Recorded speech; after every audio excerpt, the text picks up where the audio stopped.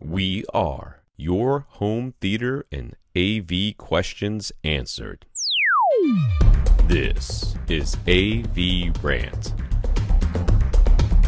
Want your home theater or AV question answered by Tom and Rob? Send it to question@avrant.com. Welcome to AVRant. I'm Tom Andry, and I'm here with Rob H. Adam. Adam's room is exactly 15 feet from front wall to back wall, and he sits about 13 feet from the front wall. The windows are behind his seat, so it's very bright during the day. So he's been using a 48-inch Vizio TV that's good enough for watching TV and having cartoons on for the kids. 48 inches from 13 feet away. He also wears binoculars. At night, though, he'd love to be able to watch movies in a proper cinematic experience. He's thinking about installing a 120-inch screen that can roll down in front of the TV and installing a projector, ideally on the ceiling and behind his head. That's where he wants the projector to be. So It's only got 2 feet behind him, so it's basically going to be on the back wall. His budget is quite limited, though. He needs the projector screen and a ceiling mount, all for under $1,000. Yep, that's doable. It's doable. How badly do you need the ceiling mount for your projector? Because a shelf costs $20.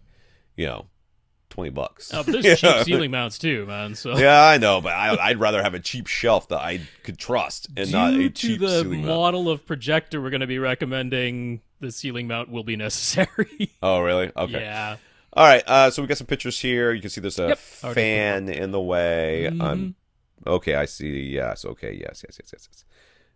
Okay. Yeah, and it totally looks like he's got the space on the ceiling that he can put a projector screen mounted on the ceiling up there. So that could work. Absolutely. So we ask, is the BenQ HT2050 the best option for a $750 projector? Will it be possible to position it the way he wants? There is, like he said, like I just said, there's a ceiling fan in the room, so the projected image needs to clear that fan hanging down in front of it. In fact, if he's got windows behind him on the wall, he might not have space for a shelf anyways. Depends on how high those windows go up and, all of that. So, let's see here. The BenQ HT2050, is that his best option? Let's see here. That's the one I would have pointed you to. I mean, it's kind of that or the Epson, 2040, I guess, or 2045. Yeah. But yeah, the HT2050, really nice projector. In that price class, I don't really think much does better. And the inexpensive Epson in that one gives you very little in the way of lens, right. Just lens zoom shift. or lens shift or positioning, anything. So HT2050, the thing to know about that, it doesn't have a huge long 1.3 to 1 zoom range. So to throw the 120-inch image that he wants, the lens can be as close as 10 feet and as far as 13 feet. Now, he says he wants to sit about 13 feet. If the lens is 13 feet and you are 13 feet, then the body of the projector is basically right above or just slightly behind your head. But it's going to be over your head, dude. The best thing to do is to put it directly over your head, honestly. Yeah. It's just to be safe. You don't want to be right at the end of that lens shift or the zoom, just in case. Right. You didn't measure exactly right and all of that. So more or less directly above your head, but that should be okay. And then the other part of it is that the HT2050 does have a lens offset. Now, it actually has a little bit of vertical lens shift, which is kind of unusual for DLP in general, especially in the low price range, but it's nice that it has that. However, so imagine you've got this thing mounted to the ceiling, so it's upside down. Now, take the height of your screen. Right. Take 5% of that height. Yep. In the case of 120-inch diagonal, 5% of that height is about 3 inches. Yeah. And then you take 15% of the height, which is about 8.8 inches. It has to be, the top edge of the screen has to be that much lower than the center line of the lens. All right, so wherever the lens is, the top edge of your image is a little bit lower than that. Now, only 3 inches, so that's not so much, but what that basically means is if you were to put the lens at the same height as the lowest portion of your ceiling fan, then it should clear that just fine. Yeah, your screen should be 3 inches lower than that. Yeah, the screen will be 3 inches lower than that. So looking at his photos, we're only eyeballing it from the photos he sent, but that looks like that should actually be okay, right? If you had the top edge of the screen just 3 inches below the lowest port of that fan, you want to get rid of that little chain hanging down or swing that over to the wall, right? extend the chain and swing it over the wall so the chain isn't hanging down because you get a shadow of the chain otherwise. No, But- yeah, you just cut it. That's what I did with mine. You just cut it Sure. so that it's just barely, hanging down there. You're gonna. Yeah, but as long as you get Hopefully that chain out of the way, I think that should work. So Yeah. Yeah. And by the way, I looked into like really short ceiling fans, like really short ones. They're super expensive. Yeah. They're like ridiculously expensive. Ceiling fans in general, I think, that's a kind of a crock for something that I think should be $15 worth of parts. They sure cost a lot of money. He says he could, if necessary, take down the ceiling fan and move it to a different location on the ceiling that would be out of the way of the projector. That would also allow him to mount his projector close to the screen, which, according to Projector Central, would also give him a brighter image. Mhm. Would that be beneficial and worth moving his ceiling fan? I'm going to say no. So that's a pretty big ordeal to move. It a is ceiling fan. not only that. I mean, it is a cost that you're going to have to that you're taking out of your budget there. Number one. Yep. Number two, and more importantly, I think your whole point here is that you're not going to be using this during the day. Right. You're using it at night, right? Yeah, I mean, because that's the whole he's point. still got the TV for during the day. Got the TV during the day. The ceiling fan doesn't matter there. You're using this at night, which means having a little bit extra brightness. What does it get you? Probably not a lot. Yeah. So I don't think it's worth it.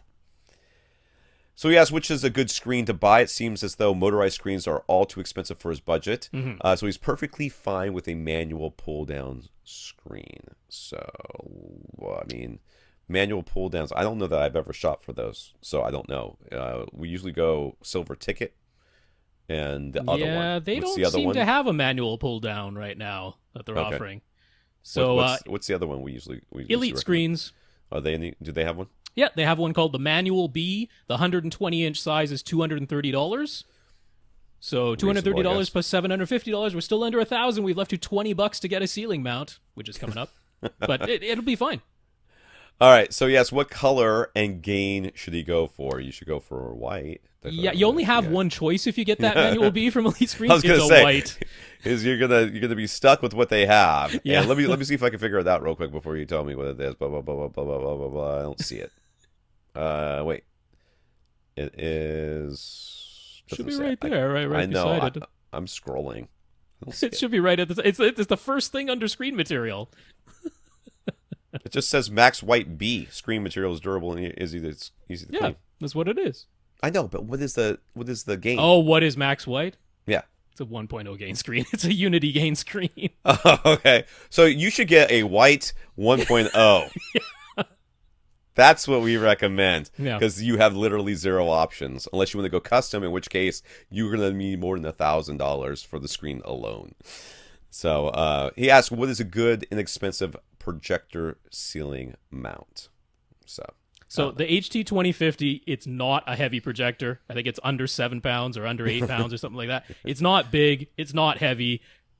Quite literally anything is going to be fine. I would go to Monoprice. They have a $7 mount. So that'll work. Dude, $750 and you're going to mount it to a $7 thing. What do you need? You need a I piece of don't metal with care. some screw holes in it. That's all I you don't need. care. That well, is ridiculous. They have one that'll hold I'm- 50 pounds. That's $15. How about that instead? A little bit more adjustable. What are you $15. attaching it to? feel better? You attach it to you got to attach it to something like a beam, right? It can't just go into like yeah, the of course. drywall. I bet Well, you I don't- could for 7 pounds. The Yeah, you projector probably- mount might weigh more than that. Like if you use the molly bolts into the Yeah. ceiling, that'll Yeah. hold it just fine. But yeah, I mean, better if you can put it into a stud for sure. But no, I mean that's all you need. Silver Ticket does have inexpensive ceiling mounts too, but I think theirs are like $17 or $20. So why do that? Monoprice $15 or $7. You can get one for $7. Fine. For this projector, fine. I don't know, dude.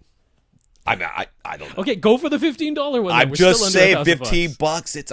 It's a almost $1,000 projector. That's Dude, ridiculous. the $15 one from Monoprice is rated to hold 50 pounds. If the HT2050, I know, but who's what's the labor cost on this thing? I mean, it's $15 and it's holding. It's. I don't know. all you need is a. I'm make sure it's your fine. own. I'm All you just need is a telling piece you, of I metal would be with like, some I would be screws. examining that thing. 50 pounds, I'd hang one of my kids from it for a while. It's Monoprice, man. They're not gonna junk you over. They don't want to get sued.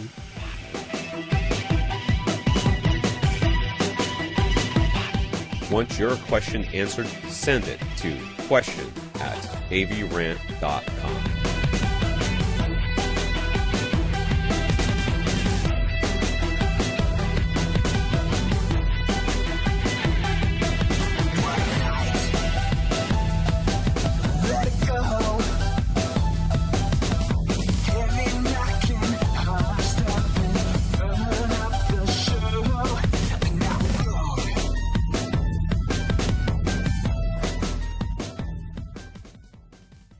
This is AVRant.